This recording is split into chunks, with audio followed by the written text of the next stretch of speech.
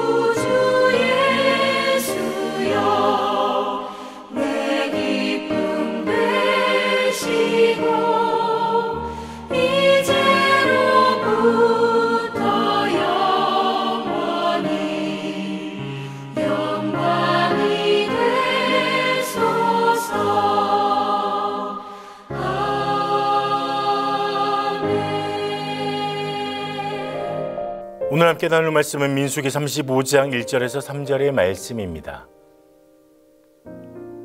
여호와께서 여리고 맞은편 요단 강가 모압 평지에서 모세에게 말씀하여 이르시되 이스라엘 자손에게 명령하여 그들이 받은 기업에서 레위인에게 거주할 성읍들을 주게 하고 너희는 또 그 성읍들을 두르고 있는 초장을 레위인에게 주어서 성읍은 그들의 거처가 되게 하고 초장은 그들의 재산인 가축과 짐승들을 둘 곳이 되게 할 것이라.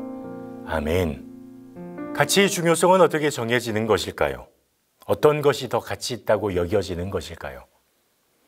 이 땅에서는 가치롭다 하는 것은 물질적인 가치를 이야기합니다. 보편적으로 물질적 부요함이 가치가 있다. 물질적인 가치가, 비싼 것이 가치가 있다. 이렇게 생각하는 사람들이 많습니다. 물론 물질이 아니라 정신적인 또 내면적, 내적인 평안, 풍요로움 이런 것들이 가치 있다 생각하는 사람도 있고 또 지식, 지혜가 가치 있다 생각하여 그것들을 추구하는 사람도 있습니다. 하지만 진짜 가치 있는 것 우리는 발견할 수 있을까요?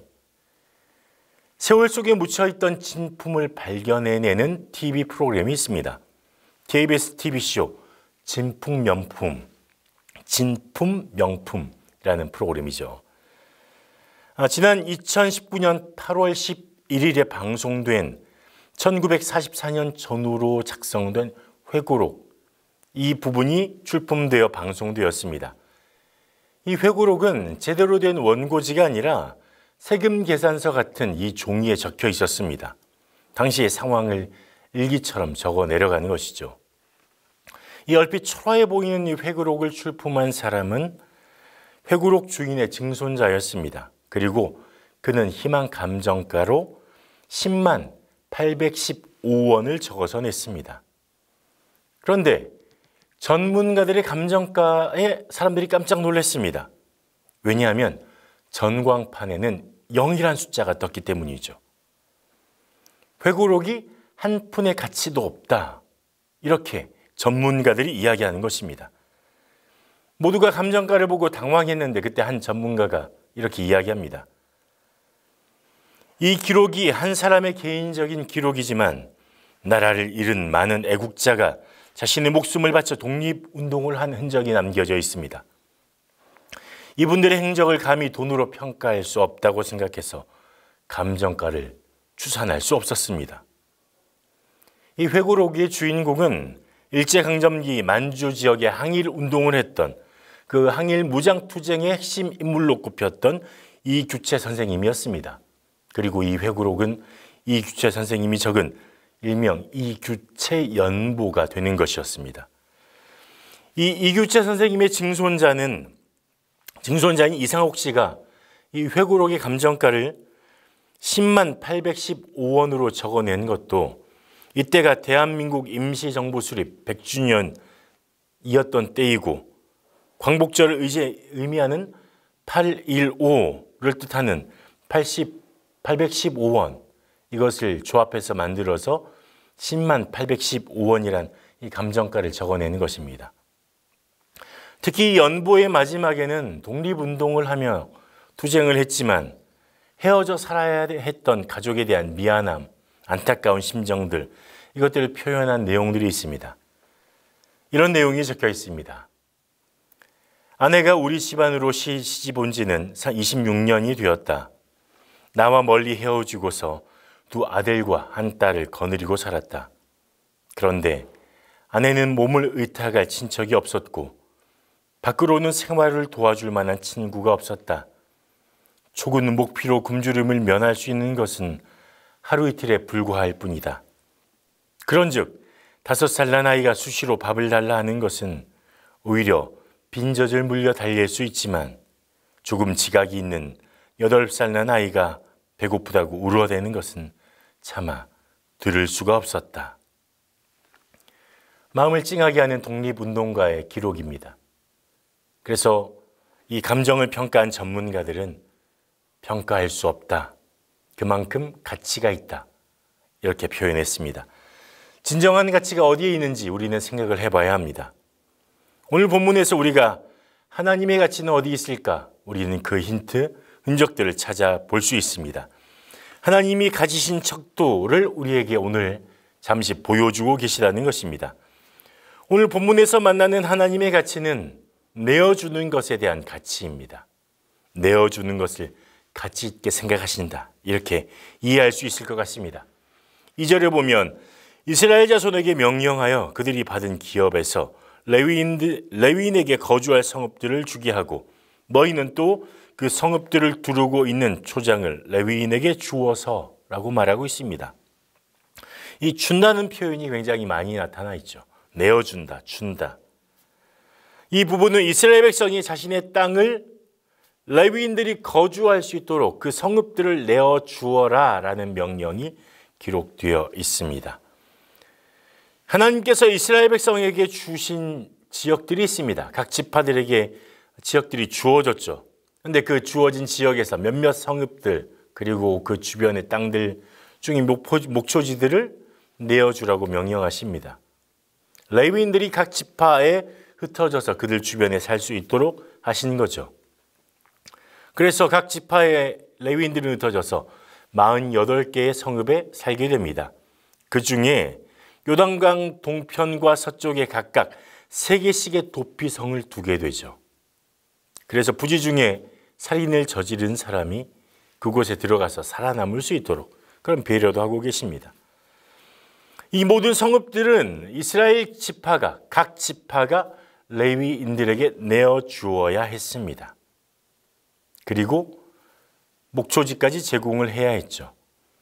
왜냐하면 레위인들에게는 할당된 땅이 없었습니다. 그래서 농사를 지을 수가 없었죠. 레위인들은 이스라엘 백성들이 각 지파 사람들이 제사를 드리러 가지고 나오는 이 제물을 통해서 자신들의 양식을 삼을 수 있었습니다. 누구에게나 뭔가를 내주는 거 참 어렵습니다. 쉬운 일이 아니죠. 특별히 기꺼이 아낌없이 내준다는 건 더 어려운 일입니다. 물론 그런 사람들도 있긴 하죠. 하지만 내 것에 대한 소유욕이 강한 우리들은 정말 내 것을 누군가에게 주는 것은 정말 어려운 것입니다. 우리는 오히려 내가 가지고 그것을 취하고 또 그것을 불려가는데 행복을 느끼는 존재들이죠. 그런데 하나님이 여기서 내어주라고 하십니다. 이스라엘 백성들에게 내어주라고 하시죠. 왜냐하면 이 내어주는 것이 이스라엘 백성을 위한 것이기 때문입니다. 레위인들은 하나님과 이스라엘 백성의 사이를 연결해 주는 역할, 이 제사의 중요한 역할을 감당하죠. 제사장을 도와서 제사를 드리는 모든 일들을 함께 합니다.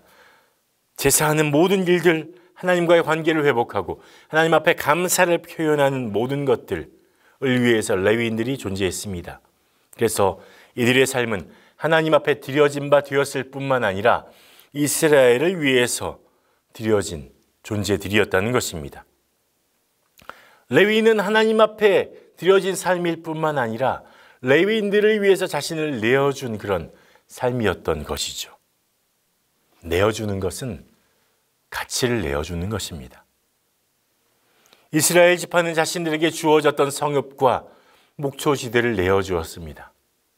레위인들은 자신의 삶을 이스라엘 백성을 위해서 내어주었습니다. 하나님과의 관계 회복을 위해서 내어주었던 거죠. 우리는 무엇인가 가져야 가치 있다고 생각하죠. 좋은 것을 가지고 비싼 것을 가지고 정말 남들이 부러워할 만한 어떤 것을 가지고 있어야 그래야 가치 있다고 생각합니다. 그런데 하나님은 우리에게 말씀하십니다. 내어주는 것이 가치 있다고. 내어주는 것이 가치 있다고. 그것이 하나님의 가치라고 말하고 있습니다. 하나님께서 어떠셨을까요? 하나님은 기꺼이 자신의 사랑을 내어주셨습니다. 자신의 성품도 내어주셨습니다. 그렇게 해서 우리를 빚으시고 우리를 만드셨습니다. 우리의 존재 안에 하나님을 담게 담아 놓았습니다. 자신을 내어주시는 거죠. 자신의 놀라운 성품을, 하나님의 놀라운 성품을 우리에게 내어주셨습니다. 뿐만 아닙니다. 죄인이 된 우리를 하나님이 떠나버리고 하나님이 싫다고 하고 하나님이 배반한 우리를 향해서 우리를 사랑하시기 때문에 하나님 아버지는 자신의 독생자를 사랑하는 예수님을 아낌없이 내어주셨습니다. 뿐만 아니라 예수님은 우리를 너무 사랑하셔서 자신의 신성을 내려놓고 사람의 몸을 입고 이 땅에 그 모습으로 이 땅에 오셨습니다. 그리고 자신의 생명을 내어주셔서 우리를 구원하여 주셨습니다. 내어주는 것이 가치 있는 것입니다. 하나님의 가치가 여기 있는 것입니다. 하나님은 오늘 본문을 통해서 이 내어주는 것이 가치 있다고 우리에게 말씀해 주고 있는 것이죠. 그냥 이스라엘 백성들이 레위인에게 땅을 줬다, 먹고 살게 했다, 주변에 살았다가 아니라 서로를 향한 내어줌의 관계를 보여주는 것입니다. 일방적으로 무엇인가 다 내어주는 것은 하나님밖에 없습니다. 그런 존재는 하나님밖에 없어요. 하나님께서 온전한 사랑을 내어주셨습니다. 그래서 우리는 이 사랑을 받고 감사하고 감격하고 기뻐서 예배를 드리죠. 그 내어줌을 온전히 우리는 받는 것입니다. 하지만 우리끼리는 어때야 할까요? 서로에게 내어주어야 합니다. 일방적인 것은 옳지 않아요. 서로에게, 물론 그것이 쌍방향이 아닐 수 있습니다. 하지만 누군가에게 받았다면 다른 사람에게 흘려보내는 것, 내가 누군가에게 주었다면 또 누군가는 나에게 무엇인가를 내어주는 것을 우리는 반드시 경험하게 됩니다. 이것이 하나님의 방법이며 하나님의 가치라는 것이죠. 이스라엘 각 지파가 성읍과 목초지를 내어주었던 것처럼 레위인들이 이스라엘 백성을 위해 자신의 삶을 기꺼이 내어주었던 것처럼 우리 또한 그래야 합니다. 내어주는 사람이 가치 있습니다. 하나님의 사랑을 받은 사람은 자연스럽게 그 사랑을 내어주어야 합니다. 왜냐하면 하나님의 사랑이 그런 내어주는 사랑이었기 때문입니다. 그래서 우리는 깊이 생각해 봐야 합니다. 나는 무엇을 내어줄 수 있을까?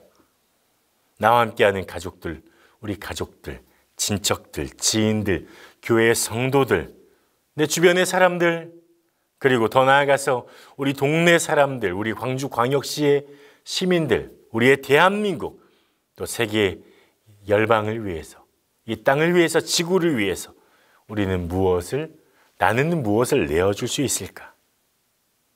기독교인의 정체성은 가지는 것이 아니라 내어주는 삶을 사는 것입니다. 케냐 나이로비에 존 다우라는 소년이 있었습니다. 이 소년은 존은 어머니가 죽고 나서 아버지로부터 심한 폭행을 당했습니다. 그래서 견디지 못하고 집을 뛰쳐나왔죠. 하지만 어린 소년이 길에 나와서 어떻게 잘 살 수 있겠습니까? 어린 나이에 길거리에서의 생활이 시작됐습니다.